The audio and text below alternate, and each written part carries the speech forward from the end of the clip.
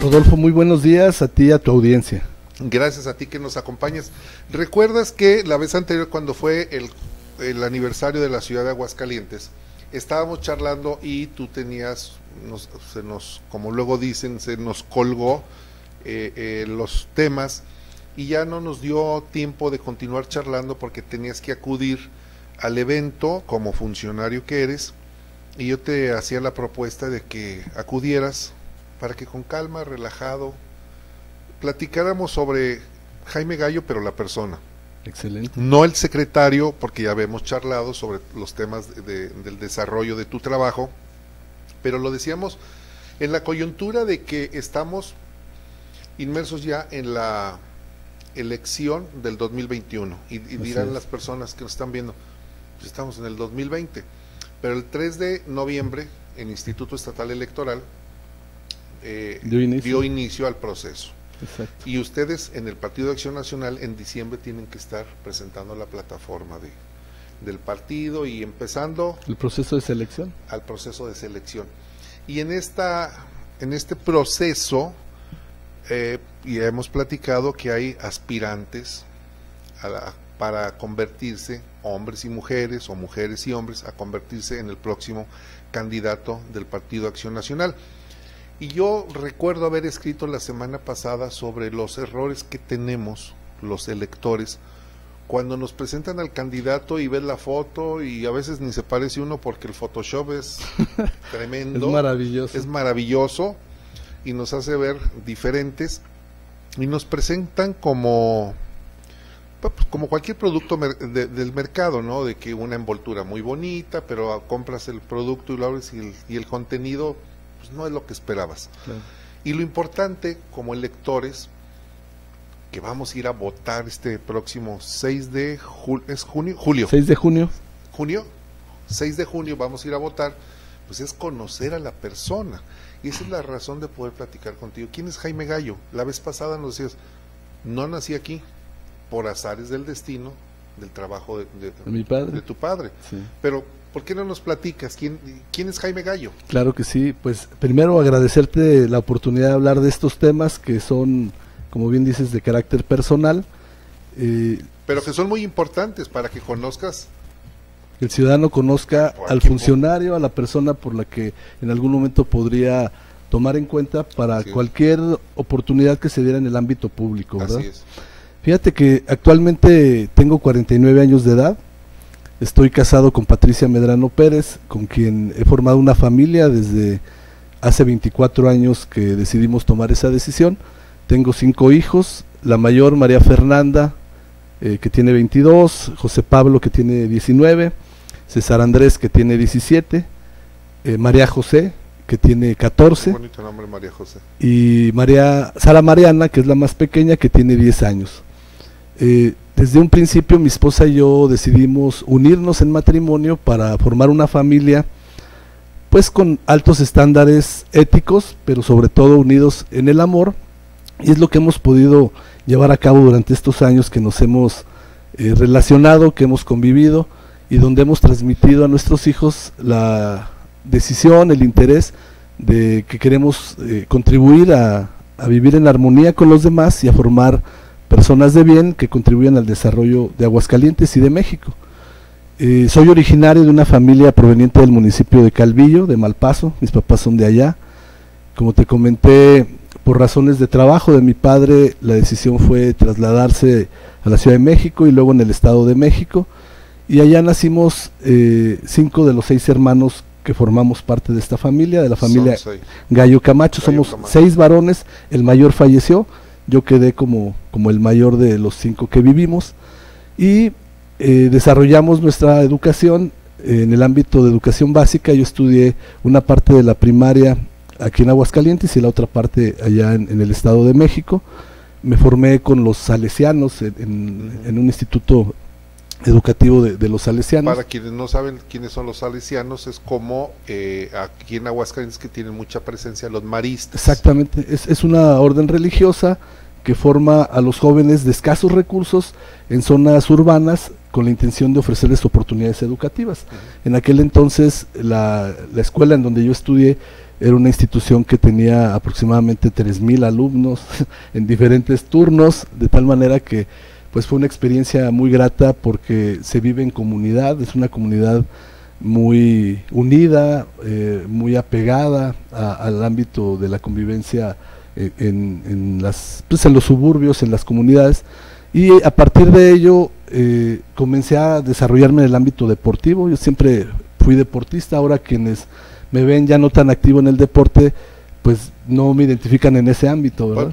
Por tu propia actividad laboral, ¿no? Un funcionario pues casi no tiene mucho tiempo, que digamos, y libre. Más, la Secretaría de Desarrollo Urbano es muy demandante, entonces sí necesitamos dedicarle tiempo a resolver los problemas que plantea esta Secretaría. ¿Qué deporte practicabas? Fíjate que durante un buen tiempo practiqué fondo, es decir, me gustaba correr maratones, y practiqué fútbol desde muy chico. Creo que fui bastante competitivo en diferentes deportes, me gustaba el béisbol, me gustaba el básquetbol, pero siempre lo que más me entusiasmaba era el fútbol.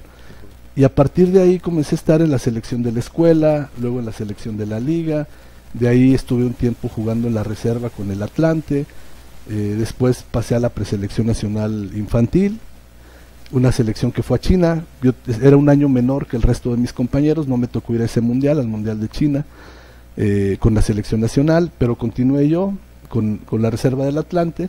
Posteriormente decidimos regresar a Aguascalientes y me incorporé a varios equipos aquí. Cuando decidimos regresar, ¿es que tus padres? Sí, mi papá tuvo necesidad de cambiar de empleo, se vino a Aguascalientes, inició una empresa comercializadora de abarrotes. Mi padre siempre estuvo vinculado al ámbito de la comercialización.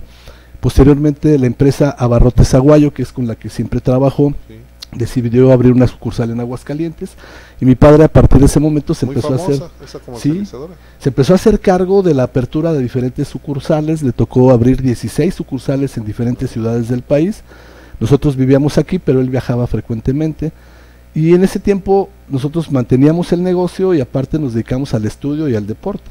O sea, aparte de que tu papá era representante de la empresa, ¿tenían ustedes su un negocio familiar? Familiar. Sí, mi madre se hacía cargo y los hermanos todos contribuíamos, participaban ahí unos tíos y unos primos, entonces teníamos un negocio pequeño de distribución de abarrotes y atendíamos prácticamente negocios de la ciudad y de algunos municipios ¿Ya no de aquí de Aguascalientes. No, mis padres por razones de convivencia decidieron cerrarlo para que nosotros nos concentráramos en el estudio, porque siempre había que dedicarle una jornada extra al trabajo después de salir de la escuela. En ocasiones no alcanzábamos a comer y teníamos que andar dedicados al negocio. Entonces mis padres decidieron cerrar ese negocio y mi padre continuó siendo asesor y representante comercial de la empresa, haciendo esta labor de promoción en diferentes ciudades.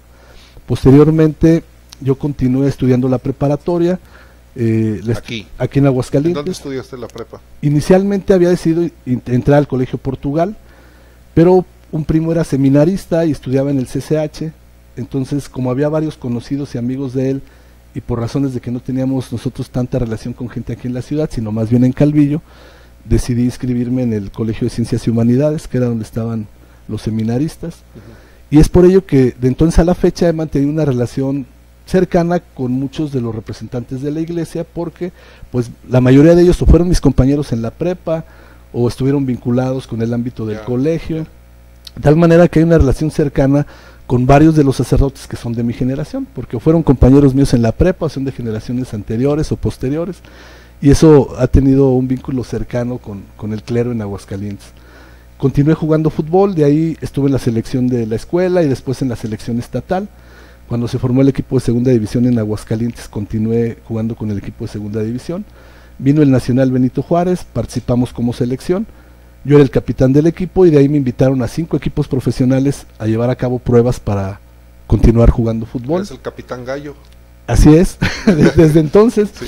Decían que era así como un representante de la ONU, porque generalmente era el que llevaba las labores diplomáticas en el campo. Sí. Mantenía la relación con los árbitros. Es parte de la función, ¿no? de un capitán. Además. Mantener la autoridad, defender los intereses del equipo, cuidar la relación con los otros jugadores. La disciplina de los jugadores. Jugadores. Y desde entonces me ha tocado jugar un papel de liderazgo en diferentes funciones. Un liderazgo caracterizado por una función humanista, es decir, darle su lugar a la persona, a base de respeto, de diálogo, de entendimiento. Y creo que eso es lo que ha caracterizado en mucho mi desempeño en las diferentes funciones que he tenido, no solamente en el ámbito deportivo, porque después tuve oportunidad de estar en la reserva con el Club Guadalajara y de haber participado en la preselección nacional juvenil, en la sub-19.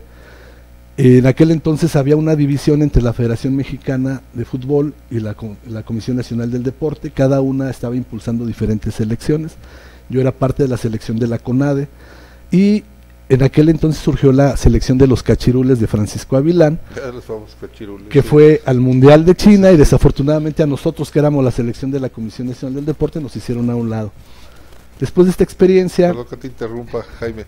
Para los jóvenes, que luego hay jóvenes que nos están viendo y que no saben, no le entienden eso de cachirules, es que alteraron, falsificaron las edad actas de nacimiento, para hacerse pasar, actas de nacimiento, para hacerse pasar como gente joven, más joven. Gente más joven. Perdón sí, que te interrumpa. Tienes toda la razón, es un término que usamos mucho. Cachirul, pero pues no sé, ese es cachirul, pues ¿qué exactamente, es? Alteraron actas de nacimiento para que aparecieran con una edad más baja, cuando en realidad tiene una edad superior, y esto obligó a desplazar a jugadores que teníamos la edad y que por desgracia no nos tocó participar en el Mundial de China del año de 1997, y después de esa decisión tuve que evaluar el continuar estudiando. Hice pruebas perdón, en la Universidad Autónoma de Aguascalientes para ingresar a la carrera de administración. Ingresé a la Universidad Autónoma, pero me ofrecieron una beca en la Universidad Bonaterra, hoy Panamericana, sí, para participar ahí como estudiante y participar en el equipo de fútbol. Becario por el deporte. Sí, de hecho la primera beca académico-deportiva de la universidad fue la tuya. Fue la mía, y fue una beca al 100%, de tal manera que el compromiso que hice yo con la universidad era doble. Era doble, pero además yo tenía la responsabilidad de formar al equipo de fútbol. No había. Todavía no había. Yeah. Éramos la primera generación, éramos 126 estudiantes, de los cuales concluimos la universidad 62. La es decir, mitad. hubo menos de la mitad que se pudieron graduar. Y te podría decir que para mí ha sido un gran orgullo haber formado parte de esa primera generación de la universidad, haber tenido que abrir brecha en muchos ámbitos, como el ámbito deportivo. Algún tiempo me llamaron para preguntarme si estaba de acuerdo en que la beca académico-deportiva se llamara la beca Jaime Gallo. Les dije, es un reconocimiento. Un reconocimiento que además consideraba inmerecido. Yo les decía, denme oportunidad de destacar, denme oportunidad de ser alguien importante, y entonces sí lo platicamos, ¿no? Más adelante. Y desde entonces he estado muy vinculado con la universidad, me siento muy orgulloso de haber sido parte de esta generación, de formar parte de una institución tan importante y de contribuir al desarrollo de Aguascalientes en diferentes ámbitos, en el ámbito público y también en lo privado. Licenciado en Administración de Empresas, egresaste de la Panamericana. ¿Recuerdas algunos compañeros de tu generación que estén hoy en la función pública? Sí, claro. Porque yo, por ejemplo, sé que Martín Orozco, Arturo González, Jaime González, Manuel Cortina, pues es una generación. Fueron compañeros de la segunda generación. De la segunda generación. De la primera generación, por ejemplo, has de recordar a José Luis Trujillo, el que dirige el Maratón Aguascalientes, sí, o la carrera Aguascalientes. Sí. También como parte de esa generación está Carolina García Villanueva, la hija de Carlos García, sí, Villanueva, el líder del Frente Nacional por la Familia, empresario reconocido.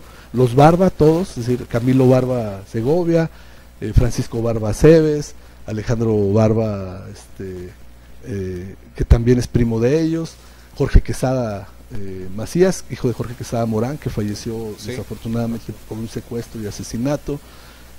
José Luis, pues Mauricio Morales Peña, comunicador, sí, es decir, una generación de personas que nos la jugamos con esta universidad, que era todavía un proyecto, una aspiración, y que al paso de los años se ha consolidado como la mejor universidad privada de la región. Sí, sí, tiene un estándar académico alto. Importante. Sí, yo recuerdo que se andaban rifando hasta carros para, sí, poder obtener recursos. Fíjate, casualmente el día de ayer me encontré a José Luis Trujillo, el papá de José Luis, el que fue mi compañero, primer presidente de la Sociedad de Alumnos de la Universidad, y José Luis Trujillo fue promotor de algo que se denominó el Comité Hormiga. El Comité Hormiga fue un comité que formó la universidad para recaudar fondos a favor de la universidad y poder otorgar becas a diferentes estudiantes y poder consolidar la infraestructura de la universidad. Me tocaron como autoridades José Romo Saucedo como rector, Miguel Ángel Ochoa, Romo, un académico muy importante, reconocido, fue secretario de administración con Otto Granados, Santiago Reynoso Velástegui, que fue secretario particular de Otto Granados, Gustavo Reynoso Talamantes, notario y un funcionario que es también un gran académico y fue vicerrector de la universidad.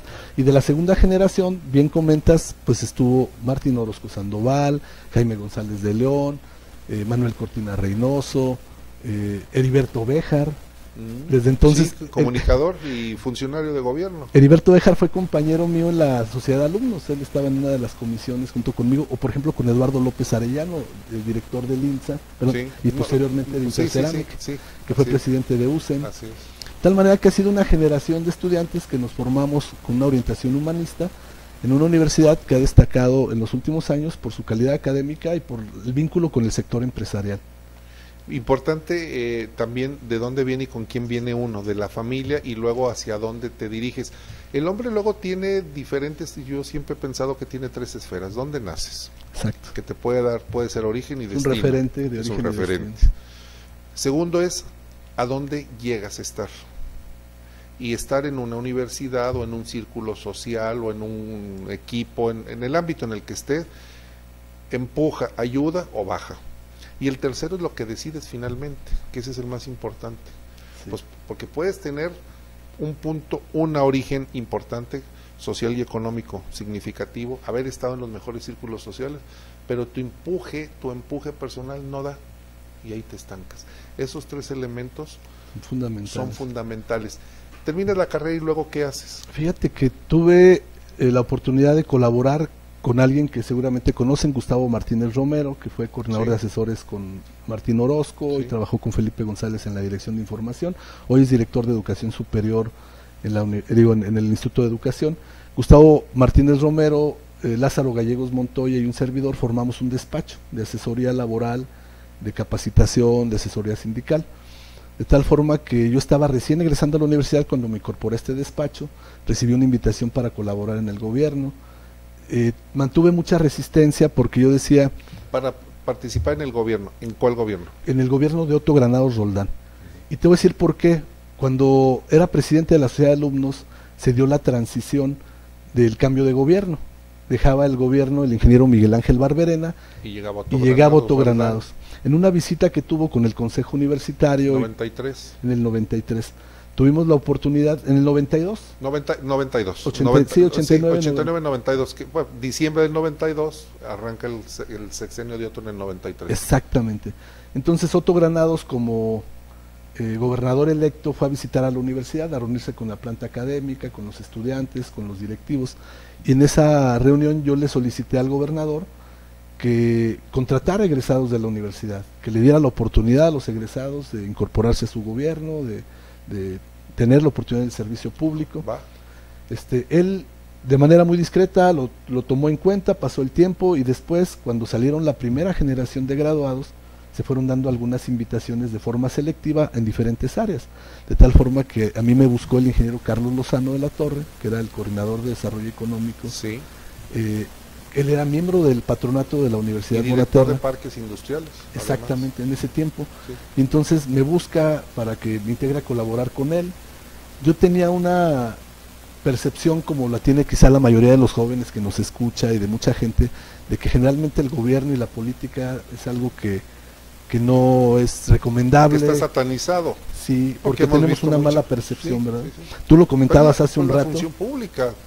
Precisamente cuando venía llegando te escuchaba comentar con un periodista sobre el problema que se da de la corrupción y de los malos manejos en los gobiernos, y esto da una connotación negativa del servicio público y de la política. Entonces con esa percepción yo decía, no, yo con el gobierno, teniendo una institución educativa en la que me he formado en el ámbito empresarial, pues como que no se me da mucho el gusto de ir. Y con una formación humanista, con una educación de calidad. Sí. Y dices, pues, ¿qué voy a hacer al gobierno? Exacto. Después de una tercera invitación, Fernando Camacho Sandoval fue quien me hizo favor de buscarme. Estaba en el gobierno de Carlos Lozano mucho tiempo en la SEDEC. Exactamente. Un hombre académico. Un académico, también, sí, muy profesional en el ámbito económico y de la industria. Y con él fui invitado a trabajar. De hecho, colaboré con él durante un periodo de prácticamente 6 meses. Posteriormente vino una invitación para incorporarme al gobierno de Ernesto Rufo Appel en Baja California, y me fui a Baja California. Para mí era un anhelo poder trabajar con un gobierno humanista, Fue el primer gobernador panista de todo el país. De todo el país. Sí. Sí. Un amigo de la familia se fue a trabajar allá y me invitó a colaborar. Perdón que te interrumpa, Jaime Gallo, ¿era la época en que era presidente Vicente Fox? No, era presidente Carlos Salinas de Gortari. Sí, es cierto, Carlos Salinas que hace la negociación, ¿no? De que exactamente. piden que se baje el gobernador de Guanajuato y le dan Baja Dicen California. Que las concertaciones, sí. Así es. En ese tiempo, Ernesto Rufo Apple. Ernesto Rufo Apple fue primero presidente municipal de Ensenada. Bien, sí. Y posteriormente candidato a gobernador en Baja California, gobernador por Baja California, y a mí me invitan a colaborar en 1993. Yo me incorporo en marzo del 94 al gobierno con Ernesto Rufo en el Instituto de Educación, como secretario particular del Instituto de Educación, después como coordinador de Comunicación Social y Relaciones Públicas del mismo instituto. Mira, no sabía que habías manejado el área de comunicación. Duré como 1 año y medio colaborando en esa función, una función extraordinaria, la verdad fue una experiencia muy valiosa en mi desarrollo profesional, y después colaboré como director de evaluación educativa en el sistema educativo, 1 año como asesor del gobernador Héctor Terán, como hubo cambio de gobierno, gana Héctor Terán, y con Héctor Terán colaboré como director de evaluación educativa, luego como asesor 1 año en temas de planeación educativa, y posteriormente 3 años y medio como subsecretario o coordinador estatal de planeación educativa. Y al final de su gobierno, porque falleció a la mitad del gobierno y tuvieron que elegir un gobernador sustituto, colaboré como coordinador estatal de planeación educativa, era un nivel de subsecretaría, pero estuve en la terna para ser secretario de educación. En aquel entonces tenía pues prácticamente 29 años de edad. Muy joven, tenía una gran responsabilidad, prácticamente me tocaba administrar 12.800 millones de pesos del presupuesto estatal en materia educativa, y fue para mí una experiencia muy importante. ¿Es el presupuesto del municipio? Así es. Más o menos el presupuesto del Estado hace unos 10 años, ¿no? Hoy es más o menos de 17.000, 18.000 millones de pesos, dependiendo de las participaciones federales. Posteriormente decidí no aceptar la invitación para continuar allá en Baja California, y habiendo llegado al gobierno Vicente Fox Quesada, me invitan como representante federal del FONAES en Aguascalientes, una dependencia que era de Sedesol. Ahí fue donde te conocí en el FONAES. Sí, y lo transfieren a la Secretaría de Economía.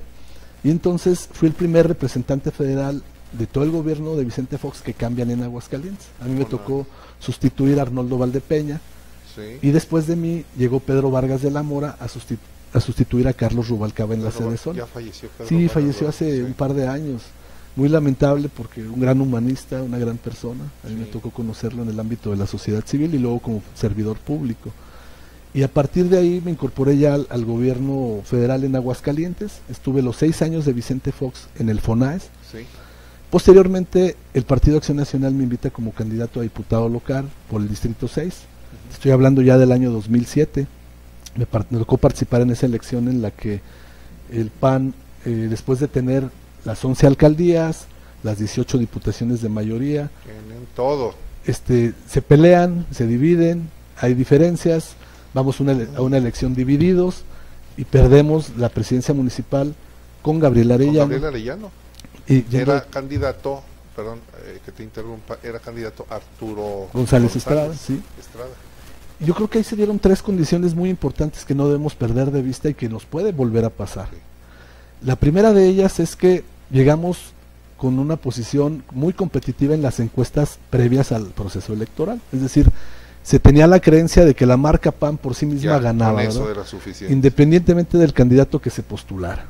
Primer error.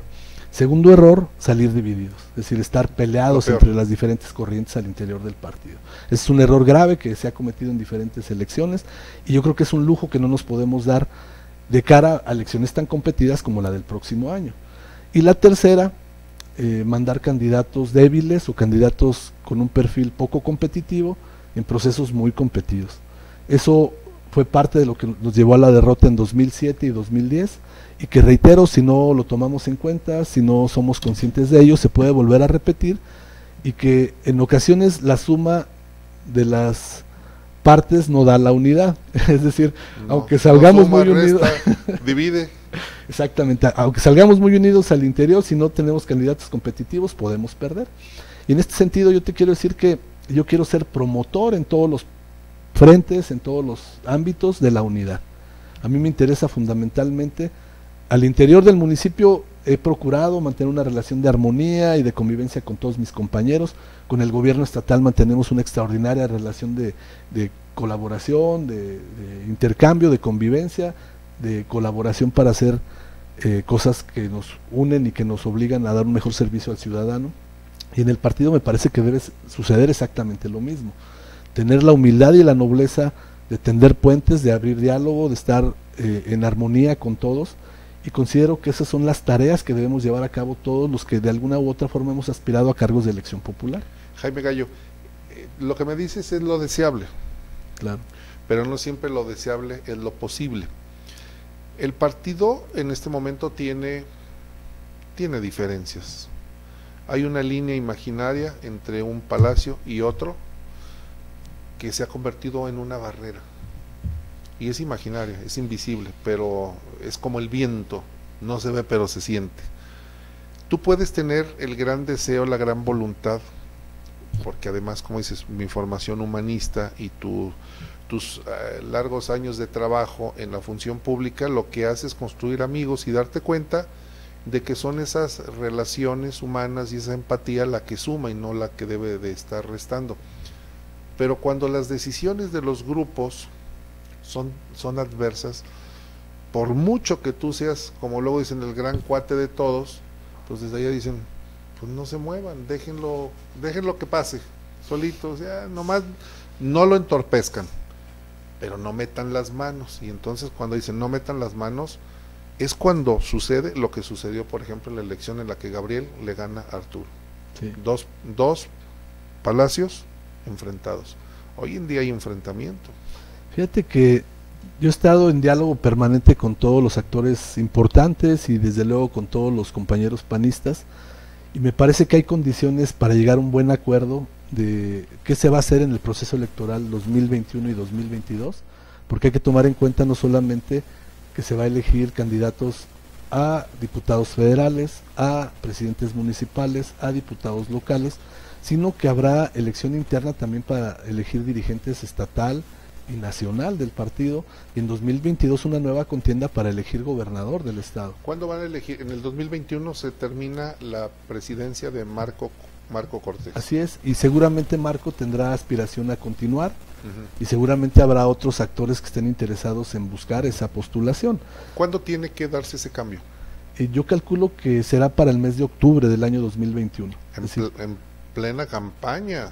Más bien habiendo sucedido ya la elección del mes de junio. Pero vamos, o sea. Ya en proceso para la elección de 2022. Pero estás en una campaña, o sea, va a haber cambio de dirigencia en una plena campaña, en una elección. Sí, exactamente. Y eso altera los números. Y tan altera que seguramente ya muchos de los que nos escuchan y nos ven se han dado cuenta de que ya ha habido expresiones en algunos estados de que hay actores políticos que aspiran a presidir el partido. Martín Orozco. Uno de ellos puede ser Martín Orozco, así lo ha mencionado. Bueno, lo han estado mencionando, ¿verdad? Pero ¿es válido? Yo creo que conociendo a Martín es alguien que va a querer concluir su encargo como gobernador del estado. E irse a la... Me parece que no le alcanzan los tiempos. No le dan los tiempos porque puede ser gobernador y dirigente del partido. Yo creo que sí, aunque creo que no sería adecuado. Éticamente no.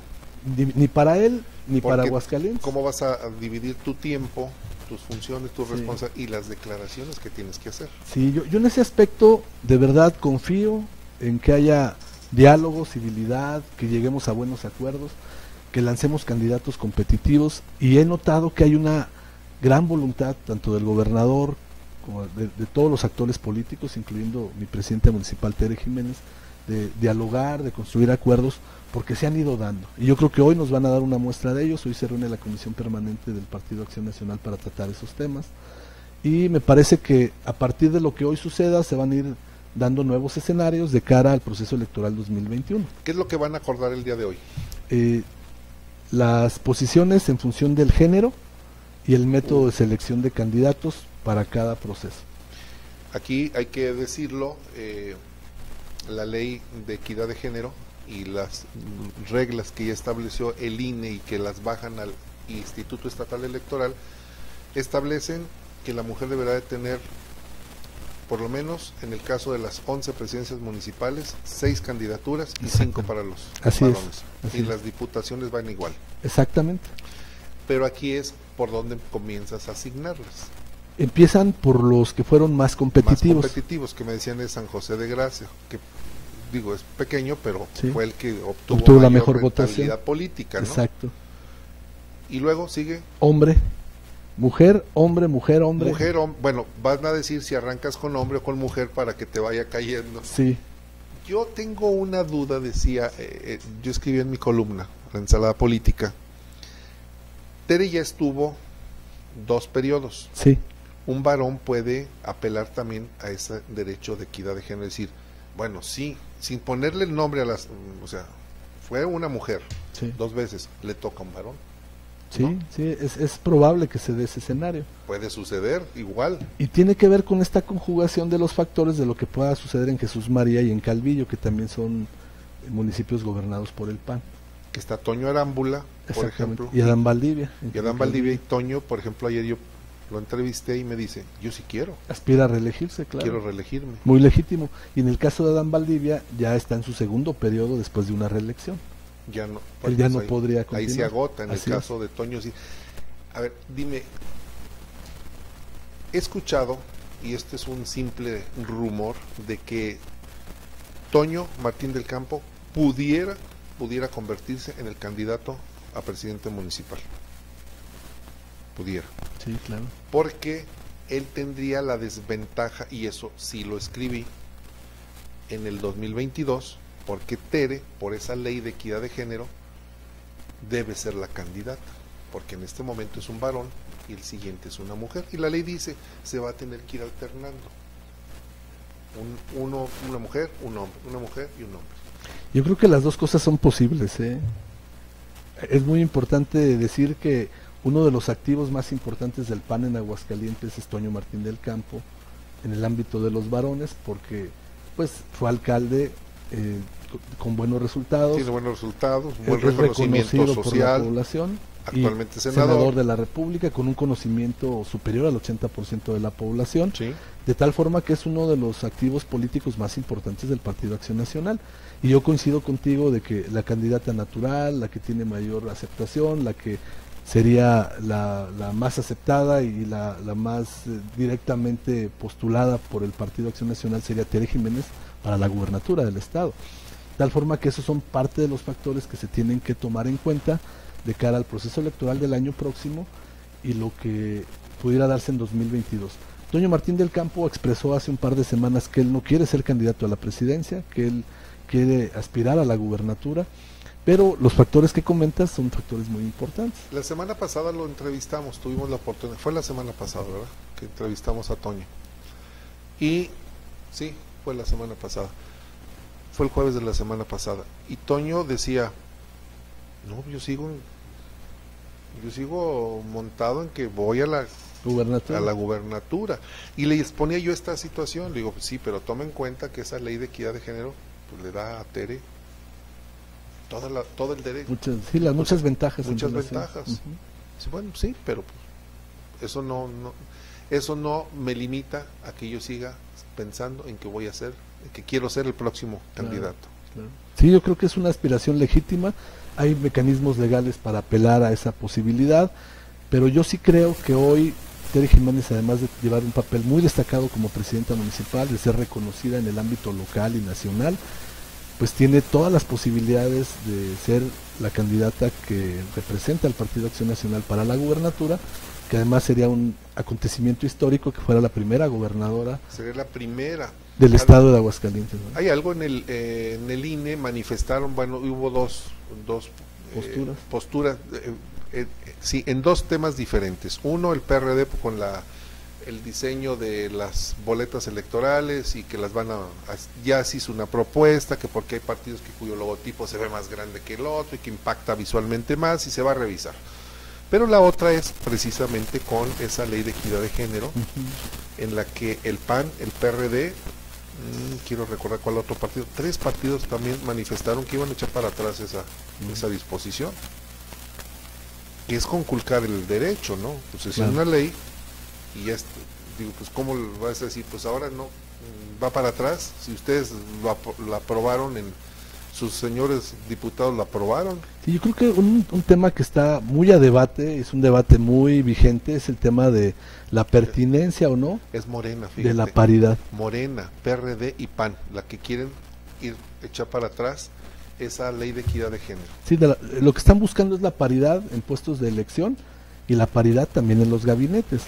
Y yo creo que la paridad no tiene que ser sinónimo, en primer lugar, de discriminación para alguien No. que teniendo capacidades puede ocupar un cargo, pero también creo que la paridad tiene que estar acompañada de la formación de capacidades en personas que se postulan a puestos de elección.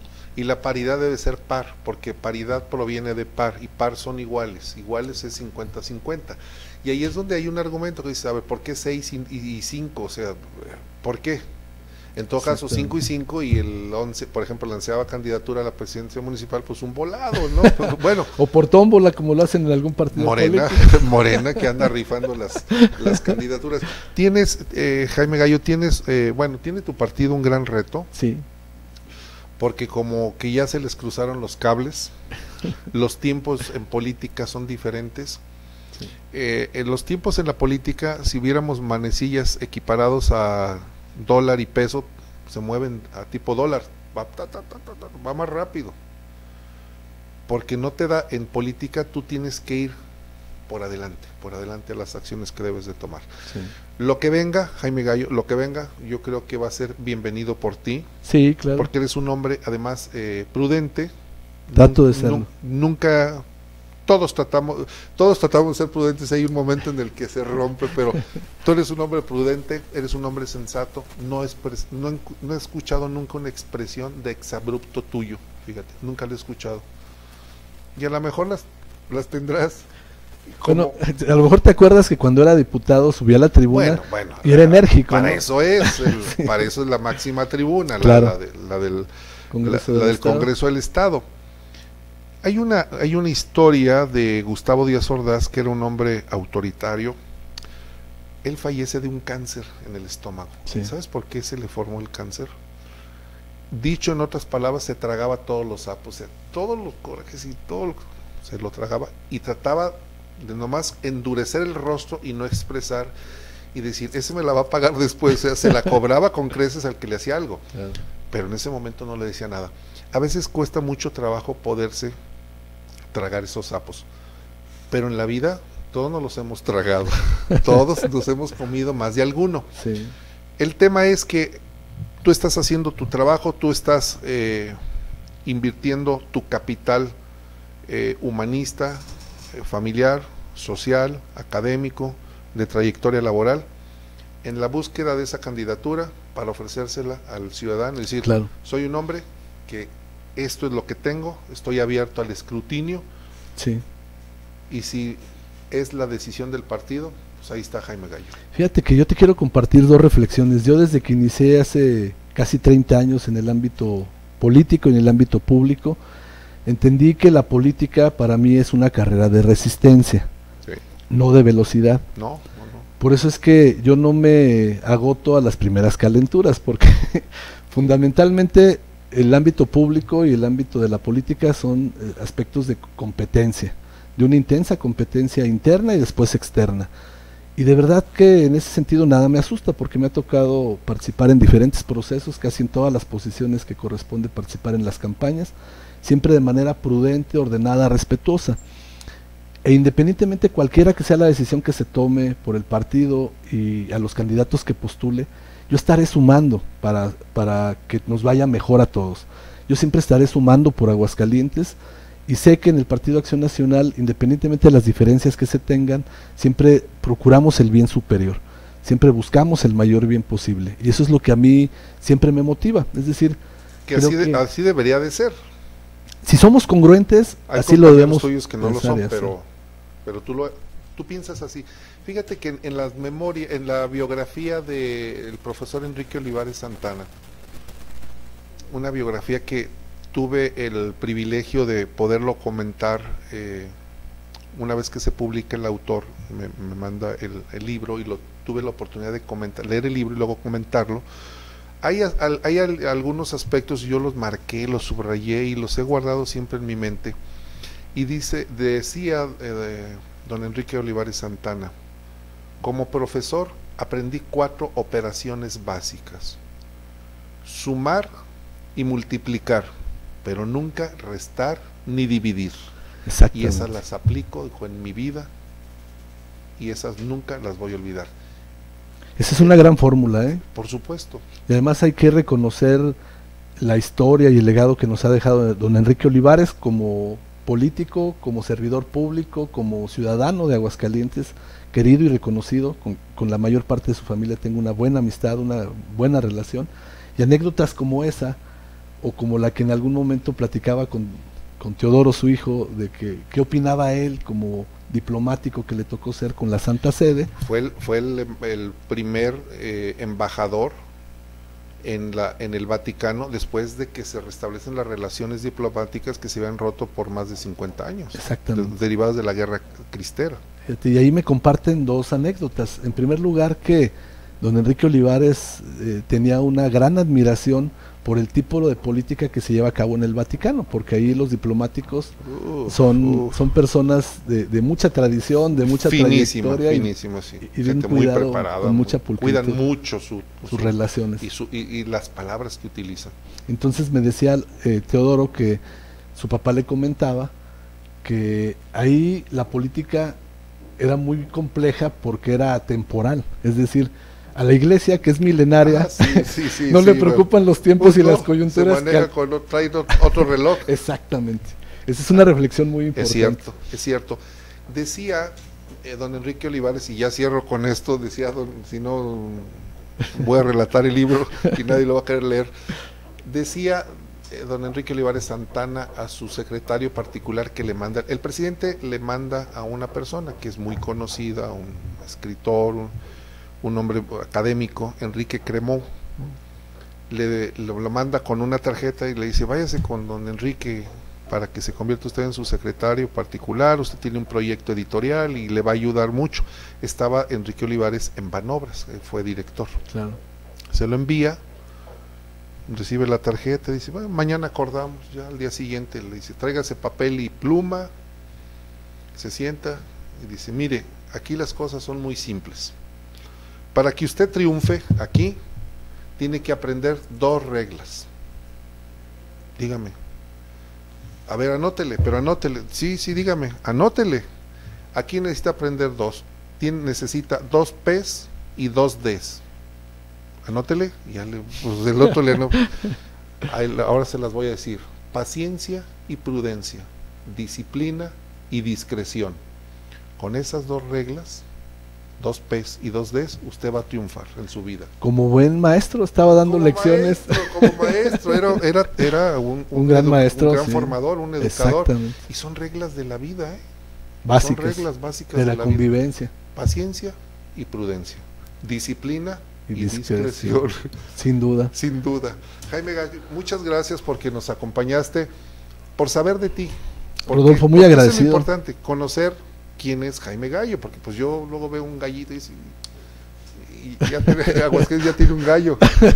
Pues mira, Gallo de apellido por mi padre y Camacho por mi madre, y la verdad es que siempre dispuesto a dialogar, siempre dispuesto a construir, siempre dispuesto a lo que comentabas, a aprender de los demás, y creo que estamos en una condición muy competitiva, estamos en espera de los tiempos y estamos también queriendo ser candidatos de unidad si es que se dan las condiciones, en los tiempos y en las formas de que el partido defina, y agradecido contigo siempre, en primer lugar por tu amistad, Rodolfo, porque has sido muy generoso conmigo, de años que nos conocemos, de hace mucho tiempo, y segundo, que me brindes la oportunidad de dirigirme a tu audiencia, que es una audiencia inteligente, reflexiva, pero sobre todo crítica y conocedora de diversos temas, partiendo de que todos tenemos que saber lo que nos conviene en el ámbito público, ¿verdad? Así es, muchas gracias Jaime Gallo Camacho por acompañarnos. Pues estaremos platicando próximamente a ver qué sucede. Claro que sí. ¿Qué determinan los gurús de tu partido? Que finalmente pues, ellos son los que van a decidir. Que sea lo mejor y estaremos platicando. Lo que sea yo creo que va a ser para bien. Yo también espero eso. Lo que sea va a ser para bien. Muchas gracias, Jaime. Gracias a ti, que tengan un excelente día. Gracias, Jaime.